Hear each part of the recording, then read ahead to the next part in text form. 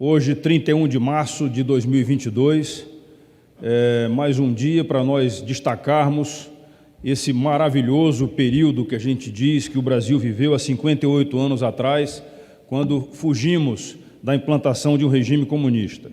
Eu vou começar o meu pronunciamento pedindo que ele tenha eco nessa casa, mas eu vou começar o meu pronunciamento falando mais ou menos assim: a deposição do presidente João Goulart pelo movimento civil-militar de 64, a grande mídia brasileira divide-se em silenciar completamente esse ato, esse momento de 31 de março de 64. Noticiando, falam como se fosse um golpe de Estado e dizendo que vivemos anos de chumbo.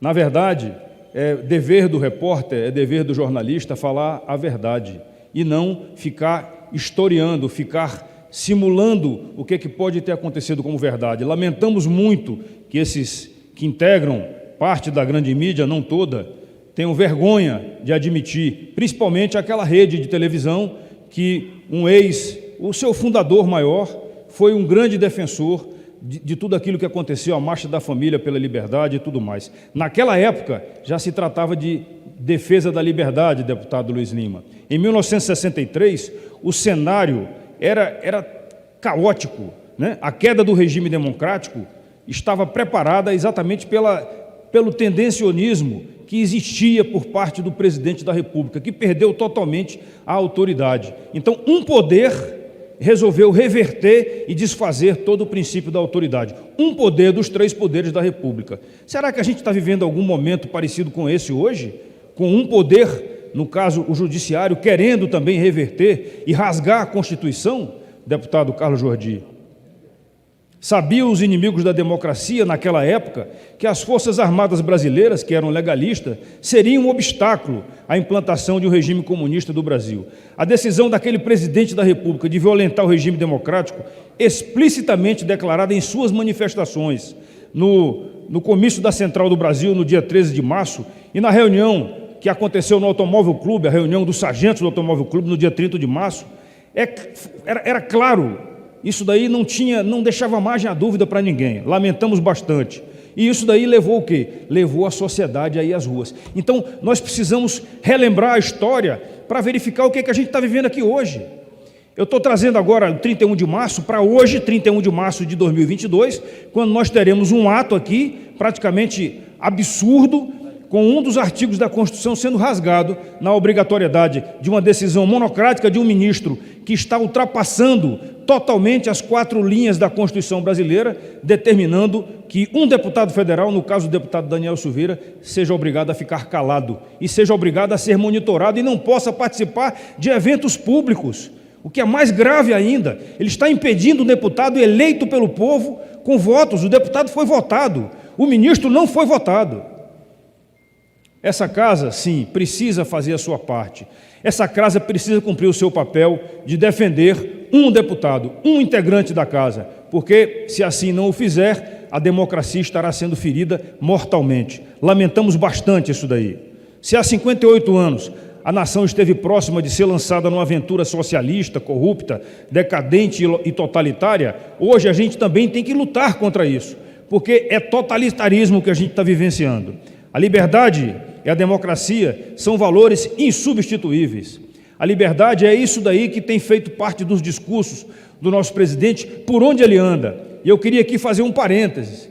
Ontem estive acompanhando o presidente lá no Rio Grande do Norte, em Parnamirim, e depois no Piauí, lá no oeste do Piauí, visitando lá uma região produtiva, uma fazenda. As pessoas que foram para aquele evento andaram de carro 3 horas, era a cidade mais próxima, para chegar no local e aclamarem o presidente da República, agradecendo a ele pelo que ele tem feito em relação àquilo que você falou, deputado Luiz Lima. Segurança de infraestrutura. A infraestrutura lá é muito carente. Por quê? Mas um governo que tem lá também não podia ser diferente, né? Um governo que fica só falando e não faz.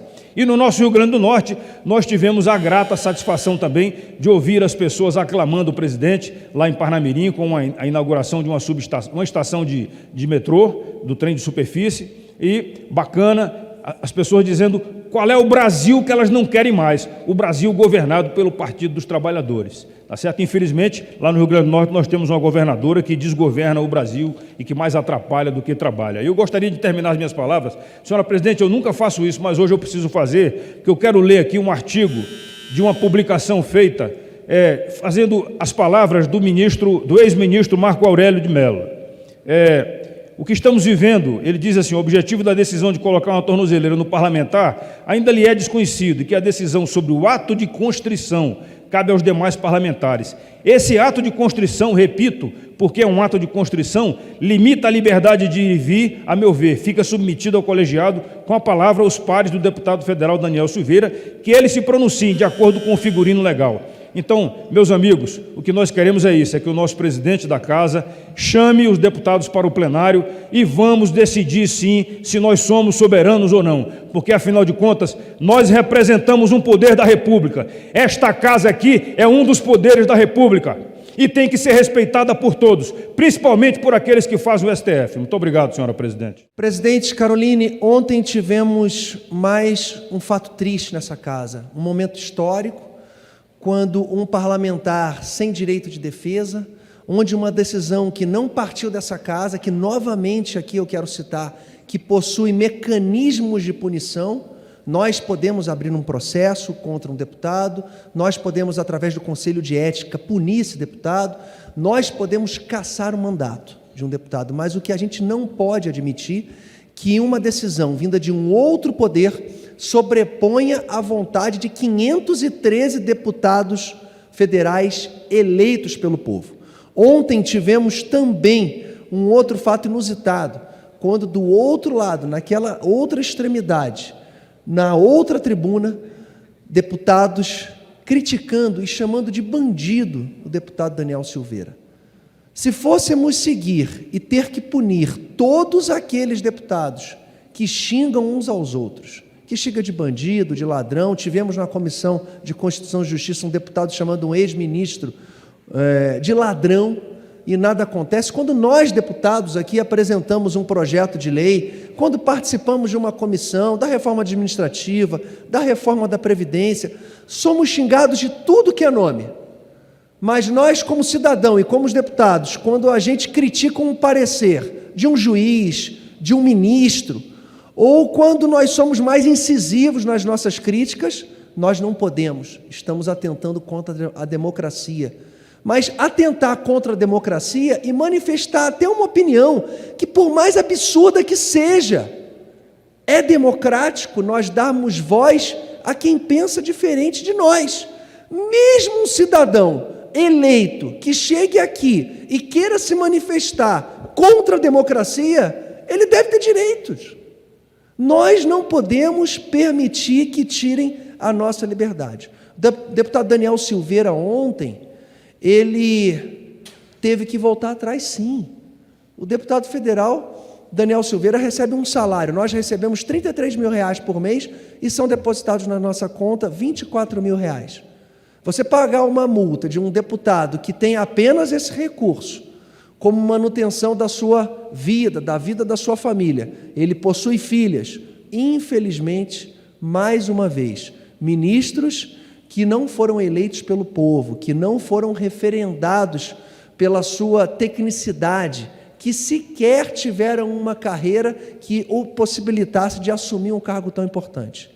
Eu apresentei uma PEC aqui há 2 semanas, fazendo com que os ministros sejam pelo menos indicados por 11 segmentos do judiciário, que sejam referendados pela população e que tenham um mandato de 8 anos.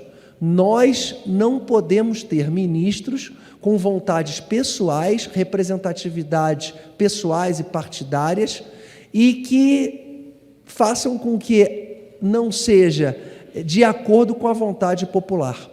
Então, lamentavelmente, o deputado Daniel Silveira, eu gostaria muito que fosse trazido a plenário a possibilidade de absolvermos ou até de punir o Daniel, mas ontem tivemos a grata surpresa, muitos deputados arrependidos dos seus votos em relação ao ano passado e que muitos que foram favoráveis à manutenção da prisão do deputado Daniel Silveira se mostram arrependidos. Presidente Caroline, 10 horas da manhã, hoje no Palácio do Planalto, os ministros irão se despedir e eu gostaria aqui, em nome do ministro Tarcísio, representando toda a boa governabilidade, ótima governabilidade do governo Bolsonaro, parabenizar o ministro Tarcísio. Foram 4.100 quilômetros de obras rodoviárias, obras ferroviárias, BR do Mar. Nunca se investiu tanto em infraestrutura no nosso país, nunca investiu tão bem o recurso do simples brasileiro, do pagador de impostos.